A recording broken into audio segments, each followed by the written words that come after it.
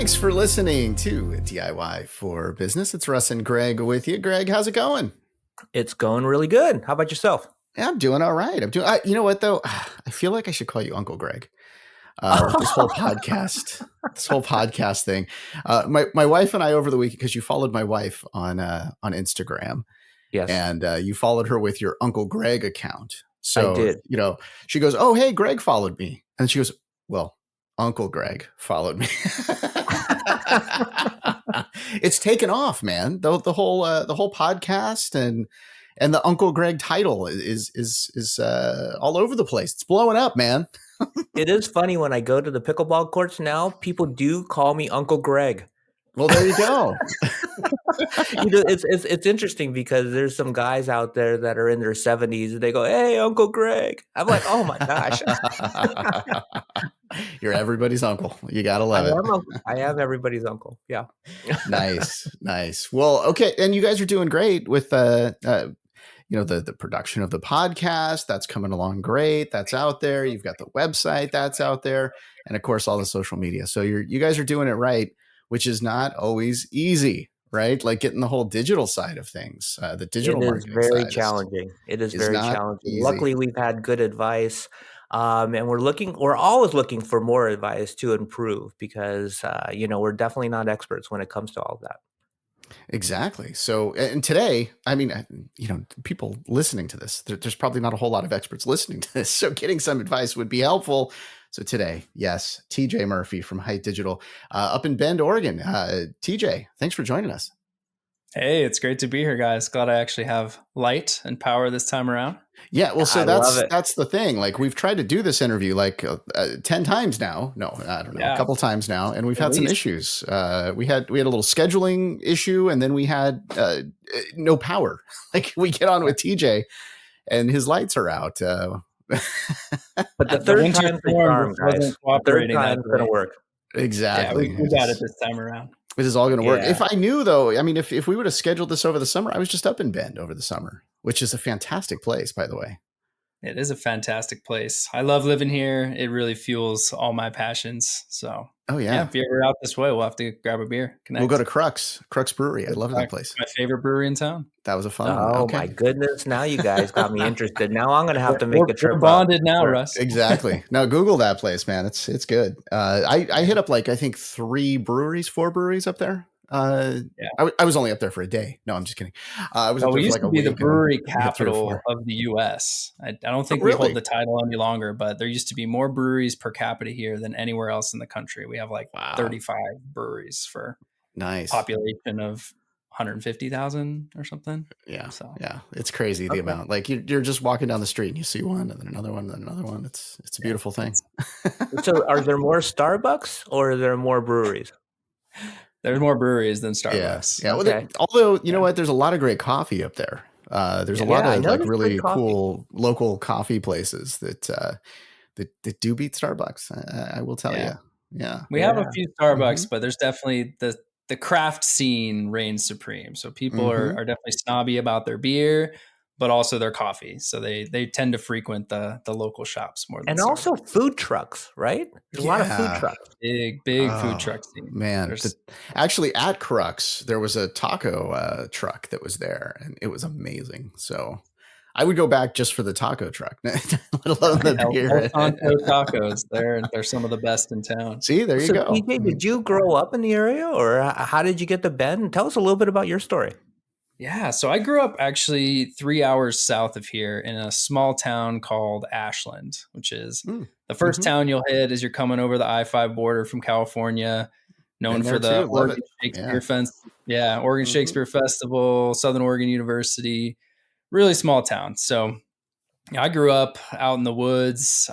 My dad was a forestry guy, wildland firefighter, career in that, and we spent our summers camping. We'd come up here to Bend quite a bit to camp in the summertime, go on adventures as a family, ski Mount Bachelor, and I just really always thrived outside and ended up following in my dad's footsteps. I became a wildland firefighter when I graduated from high school, used that to pay my way through college, which was great. I spent my summers out there in some crazy environments, some crazy situations, but got to really learn a lot about leadership and hard work and earning my money and what that meant. Firefighters don't get paid all that much, but every penny that I made went into my college education. So it felt good to be able to save up and make that happen. So how did you take that experience to kind of convert yourself to where you're at today? Because there's a big jump from, fighting fires to working and owning your own Hite Digital.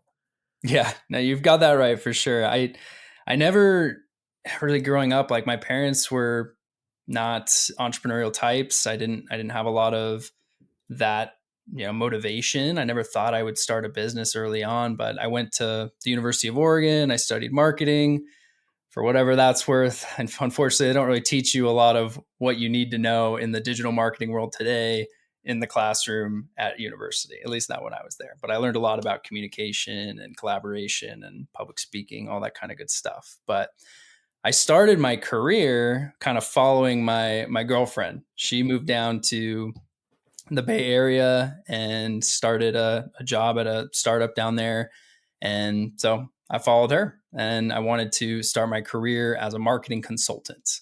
But what I quickly found out as I went to interview after interview, submitted resume after resume, was that you don't really have a lot of great experience with just a degree looking to get into the marketing consulting world. They really want you to have a lot more firsthand applicable stuff. So I had to bail on that. I ended up getting a great job though, as first the marketing intern, and worked my way up to marketing manager, working for a property management company, and specifically at a big outdoor shopping center, which we had about 100 tenants, some like big box stores, but the majority were mom and pop businesses. And I was the go-to person for all of their marketing questions. So I helped them figure out how to navigate the new world of social media. Instagram was kind of, new and big back then. So getting them set up with their business account, teaching them how to run their own ads, and then managing all of our corporate marketing initiatives, all the media buying and that kind of stuff. So this was a good, first step in what I'm ultimately doing now, helping small businesses thrive online and really grow their business. But it wasn't until my wife and I realized that we didn't like living in the big city. We were living in Oakland, California, getting burned out on our corporate jobs. And we made a commitment. We decided that we wanted to go see the world. So we quit our jobs after saving up for about a year and bought one-way tickets to Southeast Asia. And we were living out of backpacks for the next year and a half.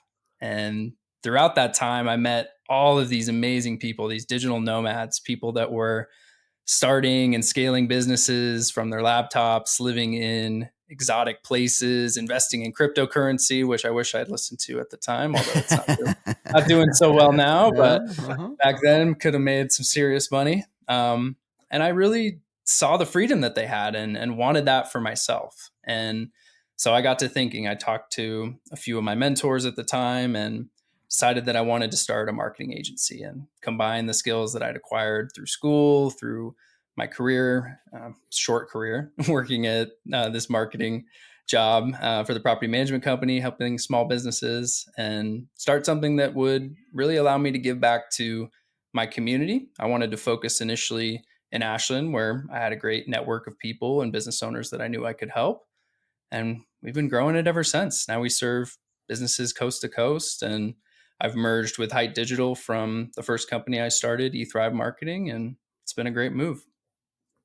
Oh, so you ran your own business for a little while, and then you merged it with Hite, which is that a franchise type of situation? So we're a digital marketing franchise, first of its kind. We've got 25 locations now across the U.S., but originally I did start my own company, and we'll get into some of the details there, but it was quite the learning experience. Well, actually, that's my next question is what was the big motivator to go from running your own business to running the franchise? Yeah. So, for the first, I'd say, year and a half of starting and scaling my first business, I was wearing every hat imaginable. When you're bootstrapping something, you're trying to get your first clients. So I'm out there networking. I'm doing all the sales and marketing. I'm building websites. I'm running Google ad campaigns, Facebook ad campaigns, learning how to actually manage accounts and do a good job with communication and reporting and all the stuff that goes into running a well-oiled marketing agency. And it was a great experience, but I quickly got to a point where I was making great money, but I was putting in 60 to 80 hours a week to make it happen, and was totally burned out. Didn't have, a community around me, didn't have the team at that point that I wanted to have. I was using some white label agencies. I was hiring contractors. People would churn. The white label agencies wouldn't follow through. So I had great success, but only because I would come in and try to save the day. I never really felt confident in what other people could do. And so that was a big lesson I had to learn. Like, yes, maybe you can do it better sometimes, but at the end of the day, you can only do so much, and perfect should never be the aspiration. Like, great or good can be good enough as a business owner, and finding the right people to be able to partner with and create a network around you that helps you do more with less was ultimately what unlocked a whole lot of opportunities for me.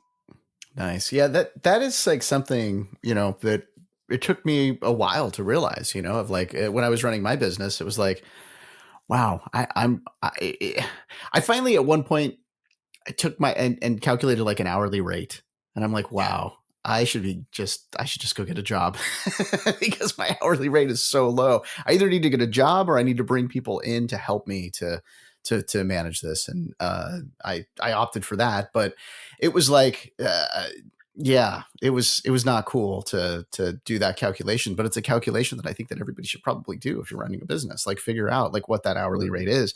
And see, I think that this is where you would come in as the expert to handle some of that digital, because there's so many, like I was just talking with a business owner 2 weeks ago or so. And he said, well, man, I'm spending so much time building out my website. I'm like, don't do that. Don't do that. Just get somebody to do it. Get some help for this. I know it looks like a cost right now, but think of all the opportunity that you're passing up by programming this website on your own. Like, and first of all, it's not going to come out as good. Sorry. Yeah. It's not going to rank as well. It's not going to look as good. Yeah. I mean, your website's your virtual office. I'm sure you wouldn't try to build or interior design your own office if those are not your skill sets to have. And It's the first impression people have when they look at your business. If I walk into any brick and mortar business and there's a broken chair, which could be like, a broken link on your site, or, something, the window's cracked, which is like a blurry image on your homepage, or there's a typo. The first thing that happens when I walk in is the lady at the front desk or the man at the front desk take 20 minutes to get back to me and greet me when I walk in. That's like a slow website loading speed. There's so much better, ways to spend your time as a business owner if that's not what you're in the business to do in the first place. Yeah. Oh, totally. Well, so I want to dig more in this. I love talking with you because I'm also one of the digital geeks. I probably did a little too much of the digital side when I was running my own business. So I should have taken some of this advice. If I could go back in time, I'd tell myself some of this stuff. Anyway, we're going to take a short break here. We will come back with more DIY for Business.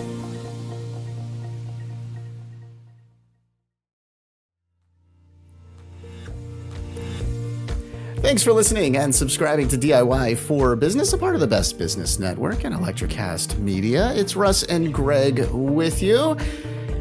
You know what I didn't say is review the website. That's very important as well. Not the website, sorry, the podcast. I guess you could review the website. I don't know. You got website on your mind right now. I do have website on my mind. Definitely. Now, podcast. There's a great promotional tool for you too. Yes. Maybe call us and we'll put together a podcast for you. That could be our new business, Greg. I think we already do it. So that's true. That's true. we do have a number of people that call us with podcasts, and we help them out with that. TJ, you mentioned in the first segment that you're running your own business, and you were successful. You got it successful. It's challenging, but it was successful. And I'm just curious, like, everybody rates success a different way, right? They're measuring success a different way. And for a lot of people, they are going through the challenges, and because they're challenged, they feel like, oh my gosh, this is too rough. Like they're not in the right mindset to succeed. And I was just curious, like, how did you handle that? Because ultimately, you did find your tribe, right? You went to Height, and you got the support that you wanted and you needed. But like, where was your mindset at to kind of make that transition? I mean, it was all over the place for far too long. I think the biggest challenge for me early on was that I was going it alone. I, had this business. I grew it to, an early level of success where I was making more money than I ever had before. But the thing that was missing was a community, somebody that could lead and mentor me, people that I could share resources with, and also, take resources back from, and create value among. And so the hardest thing was just not seeking that out early on and trying to figure everything out on my own. And yeah, I bought courses and would start them and not complete them like many of us have, but it wasn't the same as having a group of people that are really bought into the same mission and have common values, common goals, and are all really committed to the same level of service, which is what I now have at Height. And so for me, finding that tribe of mentors, people that I could really lean on, was ultimately the secret that helped me get my mindset in place, because I went through waves. I mean, there was days where I was riding a high because I maybe just made a sale, and then I had to say, oh wait, now I have to do all of the work to actually fulfill on that. And then it's like, oh my God, what if I fail? What if I can't deliver on what I just promised? Like, what am I going to do? And so it's a roller coaster. And I think any entrepreneur goes through it at one time or another, just the mental battle of, am I good enough? Am I doing the right thing? Is this worth it? Is my hourly rate really what I'm really shooting for? I'm working so many hours and not getting what I really thought I would out of it. But at the end of the day, when you can surround yourself with the right people that just fill you back up with positivity, and that can be somebody you can look up to, but then also having people that you can help bring up along the way. For me, having that balance between the two has been a total game changer, because I'm not so focused on just what I'm doing in my business. I'm also focused on how I can help others within my team. Yeah, I think with the whole like work from home thing right now, just about everybody's feeling that like lack of community. I know I just did the story of, I was talking to somebody last week, but here's another one. I was talking to somebody just yesterday about that. The whole work from home thing is really getting them, where it's like, you know what? I don't have other people. I don't have the tribe. I don't have the coworkers anymore. I don't have any of that. And that's really, it's a lot harder than you think, especially going from, like an office environment, working for somebody, to going on your own. I mean, you really are on your own. And I don't think I felt good about it until I found people that were doing the same thing I was doing. Or, like I had one guy, I think I've talked about him before on the show, this guy that worked for the Department of Defense. Like, he just worked from home, but he worked for the Department of Defense, and we would go to lunch like a couple of times a week. And just having that like was a nice kick. And then I found people that were in my industry and started talking to them on a regular basis. And we learned a lot from each other. We shared, clients. We, went back and forth with things. It was fantastic. And uh, it's a big change, not just in attitude, but, in the pocketbook, when you have people that you can go and talk to, because you start to figure out new ideas and you start to figure out new things, and it's filling up yourself up with positivity. So it's fantastic that you found that. Yeah, I actually have a question for both of you, because TJ found it, by going to Height, and it's a franchise, and there was kind of a built-in community there.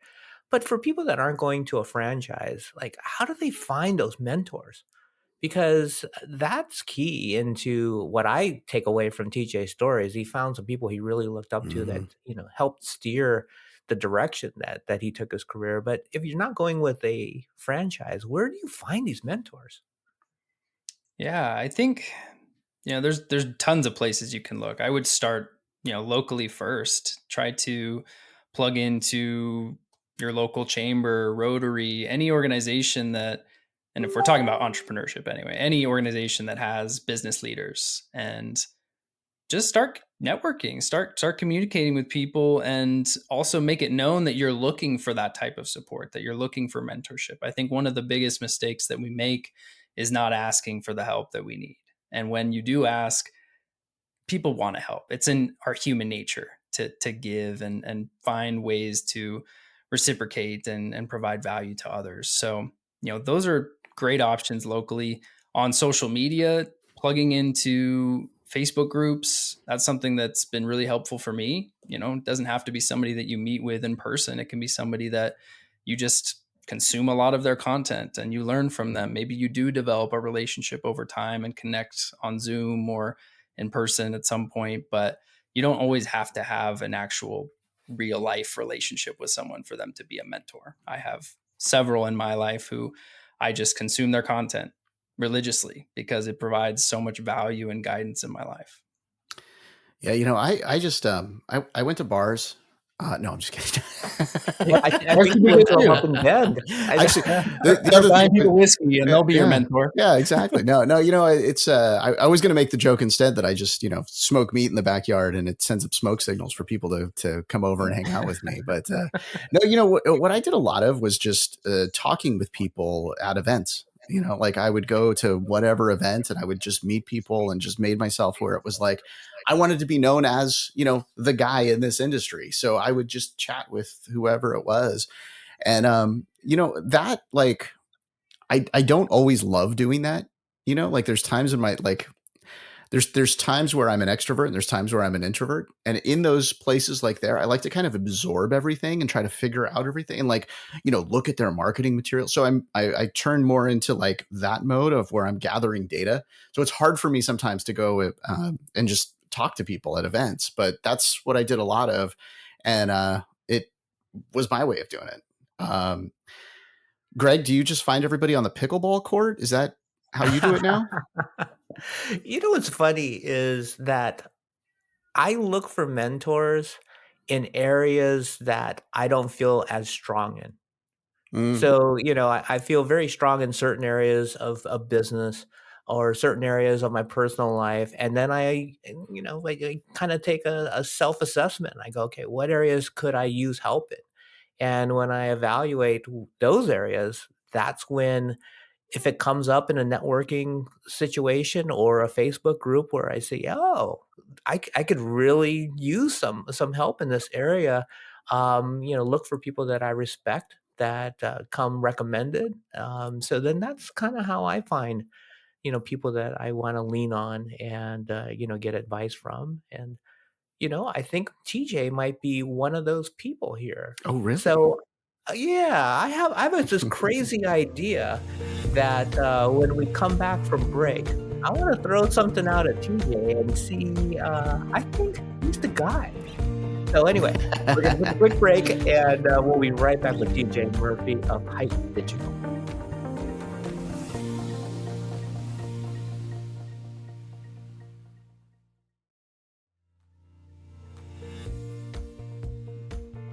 Welcome back to DIY for Business.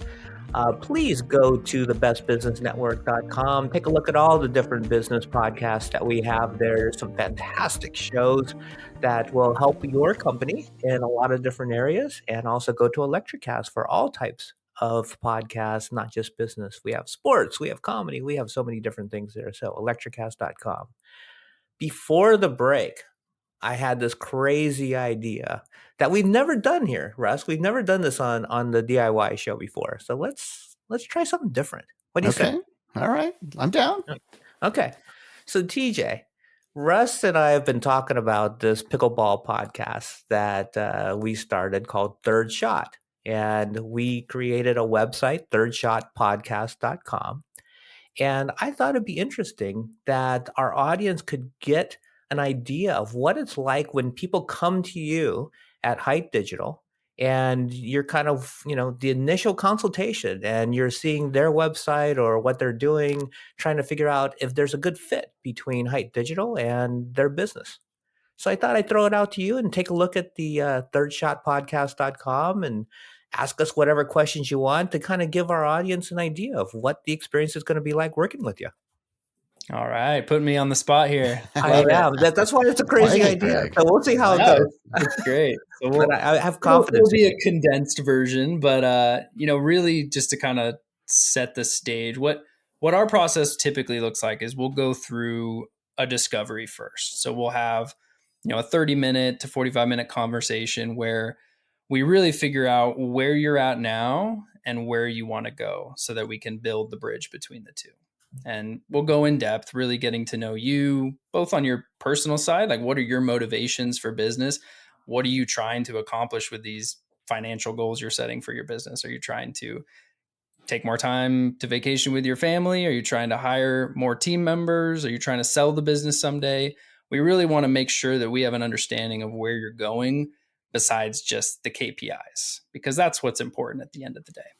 But then beyond that, as we move into a second call where we get into strategy, we'll spend a few hours really digging into the competitive landscape. So in the case of the pickleball podcast, we'd want to look at what other pickleball podcasts are out there. What are they ranking for? What is their search presence like? Where are they advertising? How active are they on social media? All that kind of stuff. So we can get a really good feel for the lay of the land, and then do a deep dive onto all of your assets as well. So looking at your SEO, where you're currently ranking, what are the analytics you have set up telling us, if you have analytics set up, which unfortunately we find more often than not that there just isn't any data to look at, or they thought there was, and turns out the other marketing agency never set it up, or whatever the case may be. That's crucial. You got to have clear data to be able to make informed decisions. We're not about throwing paint at the wall and hoping things stick. We really want to know what the ROI is from every type of marketing that we're going to do. So looking at your guys' beautiful site here, first thing that I love is the artwork. I don't know if you guys designed this yourself, but I think as a pickleball player, this would immediately speak to me. You've got a paddle, you've got 3 shots of what I assume whiskey lined up on it. And it just speaks to the fun nature of the sport. Mm-hmm. And beyond that, one thing that we would want to look at and talk to you guys about is, what are your goals for this podcast? So let's start there. Where are you guys at now, and where are you trying to go? Well, we want to grow the community of pickleball. And what we've found is, you mentioned, evaluating the landscape of pickleball podcasts. Most of the successful, almost all the successful pickleball podcasts are pro pickleball players. Right. Mm-hmm. It's the professionals that are on the tour. They're doing kind of their show, and what their life is like on tour. They're talking pro pickleball. And what we found is there wasn't a lot of just average pickleball players talking pickleball on a podcast. And that's the majority of the pickleball population right now. It's the fastest growing sport in America, and I think it's going to be the fastest growing sport in the world. And there's just not a lot of the average people talking about what their experiences are like, going out there and learning the sport and improving on their game, trying to evaluate what equipment they should start with and progress to. How do they go about finding a partner? All of these types of things aren't really discussed on those other podcasts. So we want to kind of bring those topics out to the public. Awesome. I love all of that. And so one of the things, as I'm looking at the site in front of me right now, what you want in the very first frame is to really speak into whoever your ideal audience is. And so in this case, you've got a pickleball podcast, Third Shot. You've got a great description. You've got that amazing show art, but maybe adding something in there that really kind of speaks to that. I mean, we don't want to call people average per se, but something that does highlight the fact that this is a podcast for regular players. This isn't just another pro pickleball podcast. We're here to talk about, what actually happens in the sport for the rest of us, and then diving into, the details beyond that. Would you say a good way to do that is through the blogs that we're writing? Through the blogs, but I just kind of mean like really short and sweet in the what we call the hero area. So the first thing that people see when they land on the site, we want it to be immediately clear what it is about and who it's for. And so we obviously know that this is a pickleball podcast from looking at it, but who is it for? It's not for the pro player. It's for that, average Joe, although we don't want to call them average Joes. So finding a more eloquent way to say that. But, then beyond that, we always like to look at SEO. I know this is a newer thing, so there's not going to be a whole lot of rankings there. We dive into through different tools and analytics and stuff. But we do look at kind of how you have your titles and meta descriptions and all that kind of stuff set up. So looking at some of the tools I have now. Go ahead. Within that, are we kind of jumping back to what you were saying there with the different styles of player? So the average Joe, they say levels of players, right? So like there's a level 1 player, level 2, level 3. There's a level none like myself. But there's all these different levels of pickleball players. So if you put stuff like that. So are you looking up keywords to try to get that on the page? Or are you doing that research to try to talk the terms of pickleball and more concerned about talking the terms of pickleball than you're concerned about talking the terms of like what people are searching with, like doing keyword research and whatnot? Or a little bit of both? So I mean, kind of two worlds there. I mean, the homepage, that's your main landing page. You want that to really just give people all the information they need to understand what this podcast is, what it's about, find the episodes. But then as you're saying, long term, you want this podcast to reach as many pickleball players out there around the world as possible. And so creating strategic content that is geared around specific keyword searches, questions that people are asking Google and other search engines, those are things that would make for great blog posts. Those are things that you want to create episodes about and ensure that you have, a good title for the episode, which you're building a page for, or it'll rank on the podcast engines for that specific keyword if it's appropriately set. But then having your show notes in there and making sure that those also include the keyword that you're trying to rank for. And so lots to unpack there. But when it comes to the homepage, making sure that it's kind of the path of least resistance, taking somebody from not knowing what you're all about to deciding, okay, this is my tribe. This is where I want to be. Pickleball players for the average Joe, level 0 through whatever. Then, gaming the search engines as well and creating the content that's going to help you to show up when people are asking those questions online. Mm-hmm. Well, I think that's one of the big advantages to coming to you at Height Digital is gaming the search engines, because, the most business owners don't know how to research what people are researching on Google, about their subject, about their topic, about their vertical. So coming to an expert like yourself, you have all those tools and you can really steer them in the right direction. Yeah, there's a lot of data out there. I mean, Google gives us a lot. There's great third-party tools. You can, on my computer right now, go to Google and type in anything and it'll spit out how many searches it gets on average each month, which for me, that's something that I use constantly. I mean, it's a daily thing. If I'm working on a new campaign and I'm doing some competitive research for someone, I want to see what people are searching for in their local market. And so there's ways to get full reports or just kind of get a quick snapshot for specific things that you want to look at. For our situation, what would be a better strategy, to go micro or go macro and just say, hey, we just want to go after all pickleball players across the world, or what would you recommend? So, I mean, pickleball, I will admit, is not something I know a ton about. I've played it a few times in PE growing up, but from what I understand, it is, like you said, the fastest growing sport in the US. So I don't know if you guys want to go for a global audience, but certainly going after pickleball players in the US makes a lot of sense to me. But in terms of macro versus micro, I think it's already niche enough in the sense that it is a sport where you've got a semi-large community, but not so big that there's lots of diversification within it, at least from my understanding. And then, like we talked about a little bit, figuring out what kind of core things you could start to create content around and have podcast podcast guests talk about, that becomes your micro strategy. And so that's your content focus. And you're using that to really fuel your SEO, your social media, using that in YouTube as well. People go to YouTube to look for answers to questions to just about everything. So if you can create content that gets their question answered and introduces them to your podcast, that's going to be a winning strategy. Yeah, it seems like what's funny about YouTube is it's such a, not just a search engine, it's such a discovery engine of like bringing new people in. And I'm not just talking the podcast side of things. I'm talking about whatever business you're doing. If you're putting like just a couple of videos up there, like strive for a couple of videos a year, and you're bringing in these new people that wouldn't have discovered you otherwise. Plus there's the whole, advertising, goodness over there, where, people are seeing your spots and all that fun stuff to discover you. I feel like,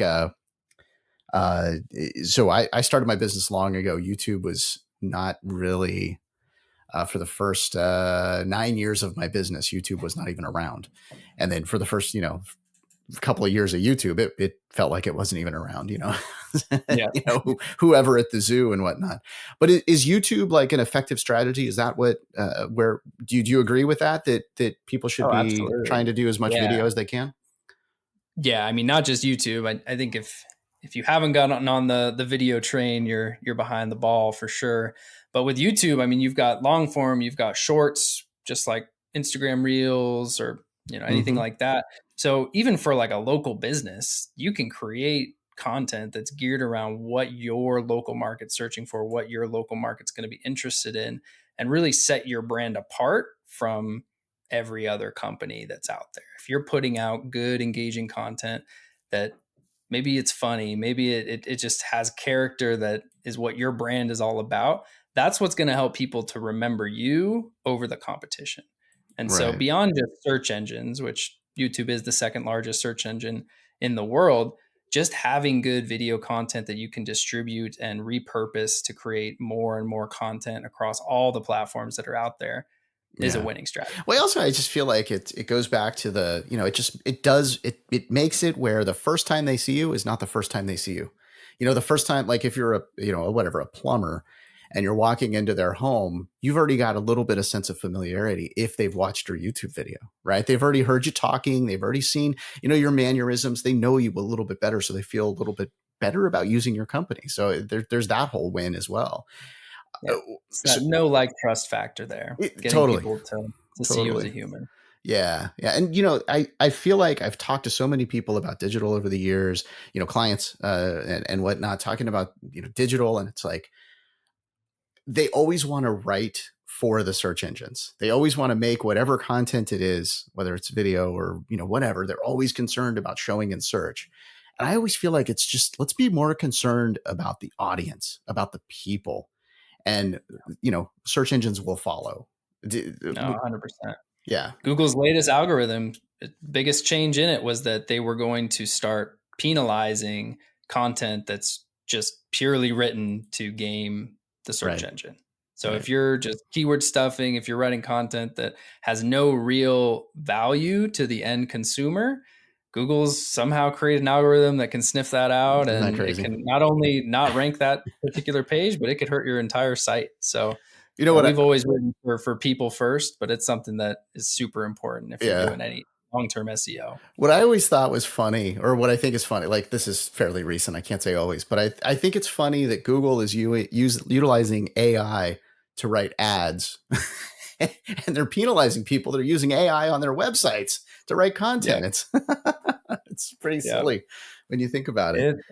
It's a crazy world we live in. I do agree with their motive there, though, just to be able to create more value on the top search results. Like, I mean, there's been so many times where I've Googled something and one of the first listings on the search page, it answers it in the title and the meta description, but then you get on there and it really has no value for what you're looking for. Totally. It's just Yeah. There's so much of that out there. It drives me crazy. One other thing that you mentioned right out of the gate here too, when you were talking about the Pickleball podcast, was make sure you have analytics, and you're surprised at the sites that don't have analytics. And there's this sort of big change coming to Google Analytics very soon here, where they have Google Analytics, 4 or Google, whatever it's Google Analytics 4, right? I believe 4 is the new one. There we go. 4 is the new one. Universal's the old one. So if you have Universal Analytics installed, you might want to get this move to GA4 pretty soon here. The reason why I always get confused with GA4 is because I'm thinking of GTA 5, which is a game that is awesome. But that might be a reason to contact Height Digital as well, is to get that, make sure that you're collecting the right analytics. And let's do a little plug here for you. How do people get a hold of you if they are struggling with their digital, or if they're just trying to do too much on their digital and they need an expert? How do they get a hold of you, TJ? Yeah, so you can find me on all the socials. I am TJ Murphy is my handle. Instagram, Facebook, LinkedIn. It's just TJ Murphy. And the easiest way to find all of that, just go to tjmurphy.me. That's my link page with links out to our website, all my social media, a little bit about me, the podcast that I'm getting ready to launch. So that's the best way. Awesome. Well, I didn't know you were going to do a podcast. That's awesome. Well, we're your experts when you need that help, and there you go. You've been so helpful in helping us with our website. I appreciate it. Absolutely, guys. This was really fun, and thanks for having me on the show. Yeah, thanks for joining us. And thank you for listening and subscribing and reviewing. We didn't get to talk about reviews, but reviews are big time, right, TJ? Absolutely. Got to have them. Exactly. So help us out here. We got to have them. Whatever platform you're listening on right now, make sure that you review DIY for Business. Also, check out the Best Business Network and Electrocast Media. We're proud to be a part of them. There's websites over there for you to go check out, and all kinds of cool podcasts. The subjects that we cover on this podcast are selected with the idea of helping your business grow. All of the information provided is opinion-based, and you might want to consult a professional to discuss your exact business situation. Greg and I want your company to succeed, and we are happy to take your questions. We'd also love to hear your suggestions for future episodes. Just head over to DIYforBusinessPodcast.com. There's a link in the description. We thank you again for listening and subscribing to DIY for Business, where you are not alone. Join us, I'm Bridgie and my Uncle Greg, as we talk every aspect of the game we love, pickleball. This sport is taking the nation by storm, and we've seen more and more pickleball facilities, products, and tournaments popping up. Each episode will be sharing our journey to improve our game and feature special guests who will share their favorite pickleball stories. We will also be reviewing all types of products, from paddles to shoes and other equipment, with the reps of the different manufacturers. We will provide some great insight to help you decide what's right for your game. You will get to hear from all the influential people within the pickleball community, so join us as we get passionate about pickleball. On Third Shot Podcast.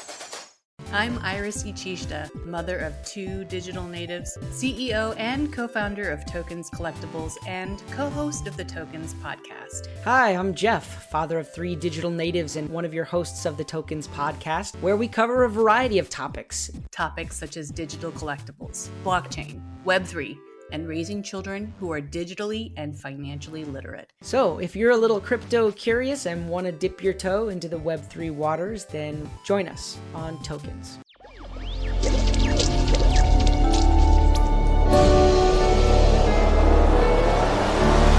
Electrocast.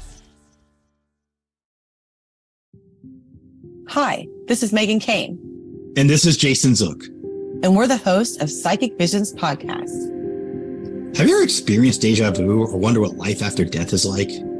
Or maybe you walked into an old building and got goosebumps or chills down your spine. Chances are you're having spiritual experiences without even realizing it.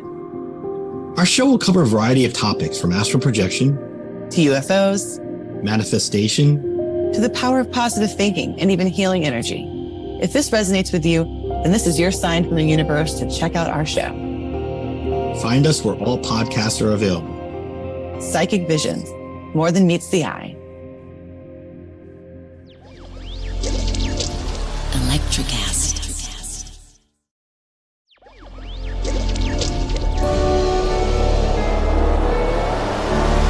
Electrocast.